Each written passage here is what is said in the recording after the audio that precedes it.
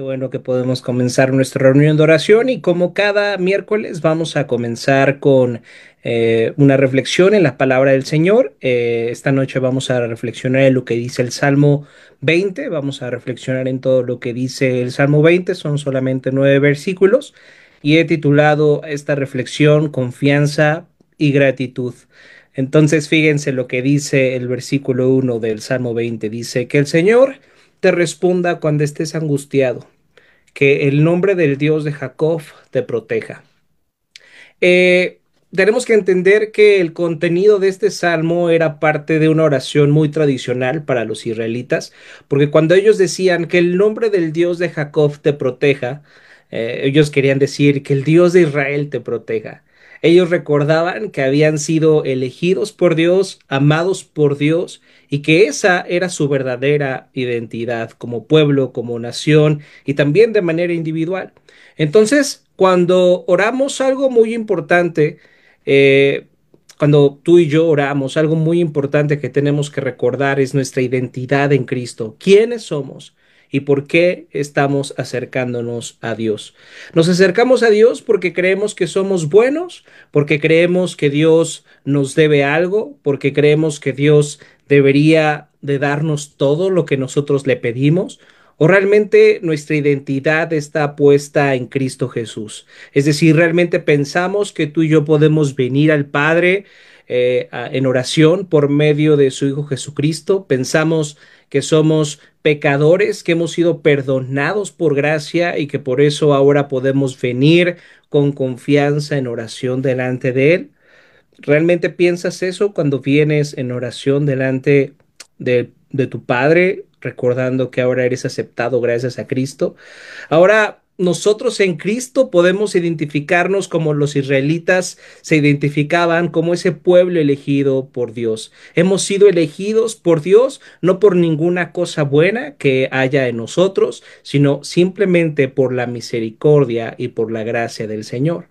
¿Y para qué nos acercamos o para qué se hace esta oración que hacía el pueblo de Israel de manera tan tradicional? Vean lo que dice el versículo 2: que te envíe ayuda desde el santuario, que desde Sión te dé su apoyo, que se acuerde de todas tus ofrendas, que acepte tus holocaustos, que te conceda lo que tu corazón desea, que haga que se cumplan todos tus planes. ¿Por qué se acercaban los israelitas en oración al Señor recordando su identidad como el pueblo elegido de Dios? Dice el versículo 2: porque necesitamos la ayuda del Señor, porque necesitamos que Él nos fortalezca.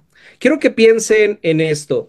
Este es un salmo del rey David, y si pensamos en el rey David y la ayuda que necesitaba, podemos recordar que el rey David era un hombre de guerra. ¿Están de acuerdo? El rey David era un hombre que estaba activo todo el tiempo, era un hombre que estaba haciendo planes, y a pesar de eso, a pesar de que era un hombre muy ocupado, un hombre muy activo que estaba dirigiendo cosas muy importantes todo el tiempo, él pasaba un tiempo en oración, él no descuidaba su tiempo de oración. David dedicaba tiempo para estar en oración delante de su padre. ¿Por qué? ¿Por qué para David era tan importante esto? Porque como cualquier persona, David tenía desafíos. David enfrentaba problemas, dificultades, enfrentaba situaciones y circunstancias difíciles que le abrumaban, que le preocupaban, que le atemorizaban, al igual que nos pasa a ti y a mí. Entonces, a pesar de nuestra identidad como pueblo escogido de Dios por medio de Jesucristo, a pesar de que tenemos esa confianza de la salvación por gracia que hemos recibido por medio de Jesús, tú y yo enfrentamos circunstancias difíciles todos los días. Todos los días tú y yo enfrentamos situaciones que nos llenan de temor. El futuro nos llena de temor. La pérdida de salud nos llena de temor. Los problemas con las personas que amamos nos llenan de temor. Los problemas de las personas que amamos nos llenan de temor. Los problemas de nuestros padres, los problemas de tus hijos, de sus hijos. Todo esto nos puede atemorizar. Hay tantas cosas acerca de nuestro futuro que son tan inciertas que no podemos controlar. Los conflictos en nuestras relaciones más cercanas son inevitables, los conflictos en nuestro trabajo son inevitables, los conflictos con las personas que nos encontramos a diario en la calle parecen también ser inevitables. Todo esto nos muestra que aunque David era un hombre que sabía que había sido elegido por Dios, que tenía esta seguridad de la salvación, eh, aunque era un hombre muy ocupado, vemos que él pasaba tiempo orando porque reconocía que necesitaba la ayuda de Dios, necesitaba ser fortalecido en su fe, necesitaba ser fortalecido en su confianza en Dios, como tú y yo necesitamos ser fortalecidos el día de hoy. Pero fíjense lo que dice el versículo 3: que se acuerde de todas tus ofrendas, que acepte tus holocaustos. Y esto obviamente era una referencia a la ley de Dios que el Señor les había dado a los israelitas, esta ley que tenían que cumplir como pueblo escogido de Dios, no para obtener la salvación, porque la salvación era algo que el Señor ya los había dado al rescatarlos de Egipto, pero era la forma en la que ahora ellos tenían que vivir delante del Señor. Esta ley representaba la forma en la que ellos deberían de honrar al Señor ahora que ya eran su pueblo. Y dentro de esa ley tenemos que recordar que estaban incluidas ofrendas que se presentaban al Señor como acciones de gracias o también podrían ser ofrendas por el pecado. Y nosotros podríamos pensar, pero ¿qué tienen que ver estas ofrendas con nosotros ahora? Nosotros ya no presentamos ninguna ofrenda al Señor. Y la verdad es que tienen que ver mucho con nosotros estas ofrendas, porque estas ofrendas apuntaban a la mejor ofrenda que ya se ha presentado, la única ofrenda que puede salvarnos realmente de nuestro pecado. Y esa es la ofrenda que Cristo hizo al presentarse a sí mismo delante del Padre como ese sacrificio santo y agradable delante del Señor, que quita todo pecado, que quita toda maldad, ese sacrificio que en verdad tú y yo necesitamos. Así que, ¿cómo nos acercamos al Señor y cómo recibimos su ayuda? Nos acercamos al Señor y recibimos su ayuda al recordar que Dios nos ve por medio de este sacrificio que Cristo ofreció para nuestra salvación y para el perdón de nuestros pecados. Y fíjense, cuando encontramos en esa relación con Dios por medio de Jesucristo, ahora vea lo que dice el versículo 4: que te conceda lo que tu corazón desea, que haga que se cumplan todos tus planes. Y este es uno de los versículos que tal vez han sido más malinterpretados, porque hay personas que piensan que pueden pedir lo que quieran y porque usan el nombre de Jesús en sus oraciones, entonces Dios tiene que contestarles todo lo que ellos estén pidiendo, pero esto no es lo que nos está diciendo este versículo. Realmente, si ustedes se dan cuenta, este proceso de identificarnos como el pueblo escogido por Dios, este proceso de reconocer que hemos sido salvados por su gracia, que estamos en un proceso de santificación, que estamos siendo santos, que el Señor nos está santificando por medio de el sacrificio de Jesucristo en la cruz y a través de la obra de su Espíritu Santo en nuestros corazones. Todas estas verdades del Evangelio deben de transformar nuestros deseos para que tú y yo podamos pedir solamente aquellas cosas que están de acuerdo con la voluntad de Dios. Fíjense, ¿qué es lo que deberíamos de pedir como cristianos si realmente comprendemos quiénes somos en Cristo y lo que hemos recibido en Cristo? ¿Cómo deberíamos de orar? Deberíamos de pedir solamente las cosas que alaban a Dios. Deberíamos de orar por solo las cosas que agradan a Dios. Y cuando nuestras peticiones están de acuerdo con la voluntad de Dios, porque estamos en Cristo, porque nos identificamos con Jesús, porque sabemos que somos independientes de esta gracia que hemos recibido en Jesucristo. Si entendemos todo esto, entonces nuestras peticiones no van a ser simplemente peticiones caprichosas, no simplemente van a ser peticiones egoístas, tontas, infantiles o inmaduras, donde queremos que Dios cumpla nuestros caprichos. No, nuestras peticiones tendrán que ver con el reino de Cristo, con el extendimiento del reino de Cristo en este mundo, en nuestra ciudad, en nuestro vecindario, en nuestra familia, en nosotros mismos. Nuestras peticiones tendrían que ver con mejorar nuestro carácter, con nuestra santificación. Nuestras peticiones tendrían que ver con el perdón que necesitamos dar a los que nos han ofendido. Nuestras peticiones tendrían que ver con los planes que queremos hacer para la honra y para la gloria de Dios. Cuando realmente tú y yo nos identificamos como el salmista, como el rey David se identifica con la salvación que Dios le ha dado como parte del pueblo elegido de Dios, entonces nuestras peticiones serán en ese sentido. Y entonces Dios nos concederá esos deseos de nuestro corazón. No hay forma en que Dios se oponga a que a través de nosotros se cumpla su voluntad, pero tenemos que preguntarnos si realmente nuestras oraciones van encaminadas a querer cumplir la voluntad de Dios en este mundo, o simplemente estamos haciendo peticiones que tienen que ver con nuestro propio reino, con que se cumplan nuestros sueños, que se cumplan nuestros planes, o si realmente estamos pensando en el reino de Dios, en el plan de Dios. Ese es el verdadero significado de lo que se está diciendo en este versículo, en el que se nos dice que el Señor nos concederá los deseos de nuestro corazón y hará que nuestros planes se cumplan. ¿Cuáles planes? Los planes que tienen que ver con la honra y la gloria de Dios, y los planes que tienen que ver con amar a Dios sobre todas las cosas y amar a nuestro prójimo como a nosotros mismos. Nosotros no amamos a Dios sobre todas las cosas, ni amamos a nuestro prójimo como a nosotros mismos, lo sabemos. Sin embargo, ¿estás orando por eso? ¿Estás orando para que en verdad tu corazón sea transformado y puedas amar a Dios y puedas amar a otros, así como Él te ha amado a ti en Cristo? Esos son los planes que van a tener éxito, no nuestros planes egoístas que queremos que Dios bendiga. Eso no tiene nada que ver con el Señor y lo que está diciendo este versículo. Y luego fíjense lo que dice el versículo 5.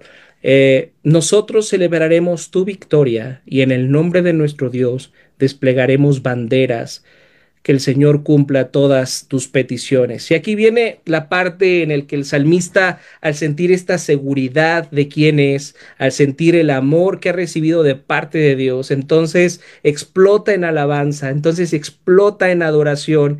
Y él en esta oración, como rey de Israel, al pensar en el triunfo que Dios le puede dar, entonces dice esto: nosotros celebramos tu victoria y en el nombre de nuestro Dios desplegaremos las banderas. Para el salmista, esta relación que tiene con Dios es la que lo hace realmente victorioso. Sabe que va a tener victoria a pesar de que las circunstancias puedan ser difíciles, como todas las circunstancias difíciles que vivió el rey David. El rey David vivió cosas súper difíciles.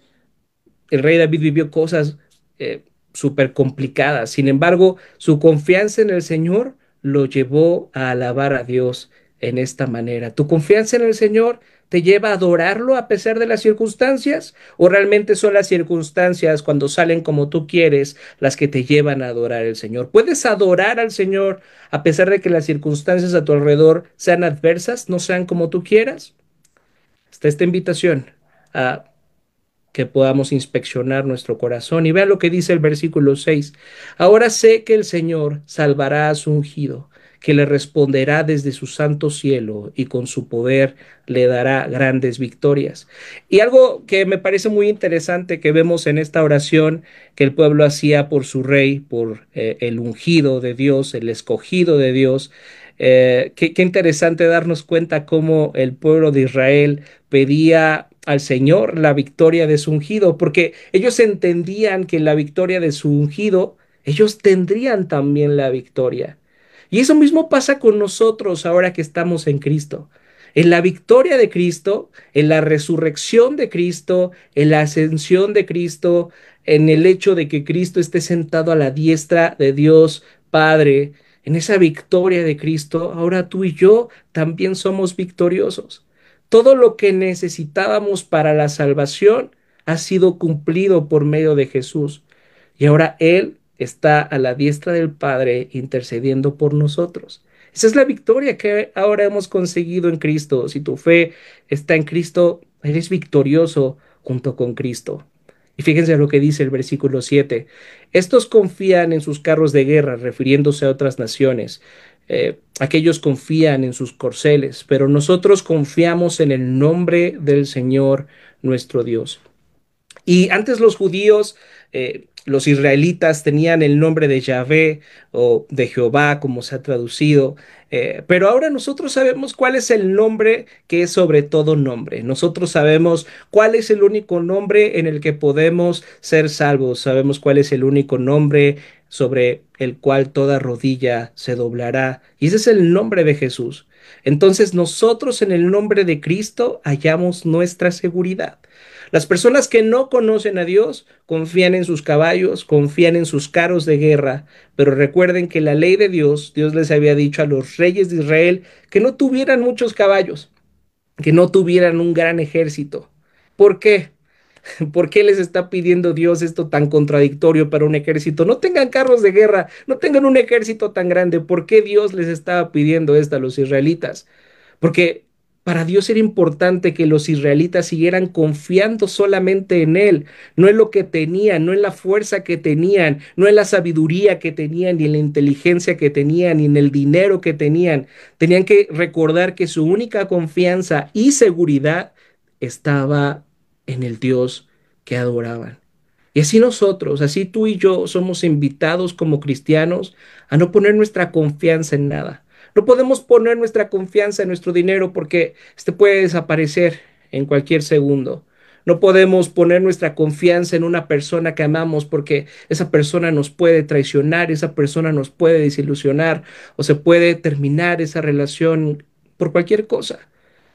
No debemos de poner nuestra confianza en el futuro, en la familia, en los nietos, en los hijos, en una casa que podamos comprar o que podamos construir, en un ministerio que sea, en un ministerio dentro de la iglesia que sea exitoso, en nada.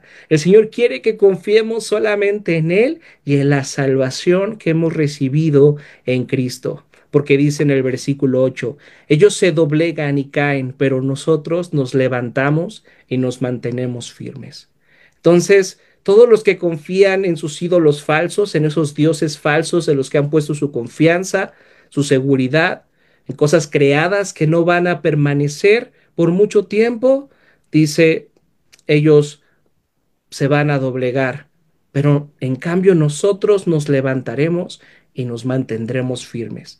No porque nosotros seamos fuertes, sino porque somos fuertes en la salvación que Dios nos ha dado. Y finalmente dice el versículo 9, concede Señor la victoria al Rey, respóndenos cuando te llamemos. ¿Y cómo responde Dios a nuestro llamado? ¿Cómo responde Dios a nuestras oraciones? Cuando estás pasando por una decepción, cuando estás pasando por una realidad difícil, tal vez tus sueños han sido rotos, tal vez hay cosas en tu vida que deseas, que sabes que no se van a poder cumplir, tal vez hay circunstancias adversas en tu vida. ¿Cómo reaccionamos en medio de estas circunstancias? ¿En dónde hallamos refugio en medio de sueños rotos? ¿Realmente estás hallando consuelo solamente en el Señor? ¿Realmente en Él está tu victoria? ¿Hallas tu consuelo solamente en Cristo? En Él está tu consuelo, en Él está tu seguridad, en Él está tu alegría, en Él está tu adoración, tu confianza. ¿Realmente está en quién eres en Cristo? Tal vez el día de hoy no, tal vez aún no, tal vez al igual que yo te has descubierto poniendo tu confianza en algo o en alguien más que Cristo. Pero, ¿por qué no terminamos recordando lo que el apóstol Pablo dice en Romanos capítulo 8, versículo 34? Fíjense lo que dice, ¿quién nos condenará? ¿Quién puede condenarnos? Cristo Jesús es el que murió e incluso resucitó y está a la derecha de Dios e intercede por nosotros. ¿Quién nos apartará del amor de Cristo? ¿La tribulación o la angustia? ¿La persecución? ¿El hambre? ¿La desnudez? ¿El peligro o la espada? Fíjense, el apóstol Pablo diciendo una realidad tan importante. Hay tantas cosas en esta vida que pueden hacernos perder la fe. Cristianos en este mundo van a experimentar tribulación, angustia, persecución, hambre, desnudez, peligro, la espada. El mismo apóstol Pablo tuvo que enfrentar la espada. Pero dice, ¿quién nos separará de Cristo? ¿Quién nos condenará de Cristo? ¿Puede algo o algo, alguien en este mundo separarnos de Cristo? Entonces, en este Salmo 20 vemos que aún el pueblo oraba por el ungido del Señor para que Dios le diera la victoria a su rey, y en la victoria de su rey ellos también obtendrían la victoria. Pero ahora nosotros en Cristo tenemos un rey, tenemos un Salvador. Ahora el ungido de Dios intercede por nosotros. Ahora el ungido de Dios, que es victorioso, está a la diestra del Padre. ¿Quién te puede condenar? ¿Quién puede alejarte de Cristo? ¿Quién puede hacer que tus oraciones no sean escuchadas? ¿Quién puede hacer que tus peticiones para que tu corazón se alinee a la voluntad del Señor no sean concedidas? Si estamos en Cristo, entonces vengamos con esa confianza, vengamos con esa alegría, con esa seguridad. Demos gracias al Señor que nos ha salvado, que nos ama y que quiere que intercedamos por otros, quiere que intercedamos en oración esta noche por su iglesia, por nuestras necesidades, por nuestras peticiones. Así que qué bueno recordarnos esto que dice el Salmo 20, y vamos a orar.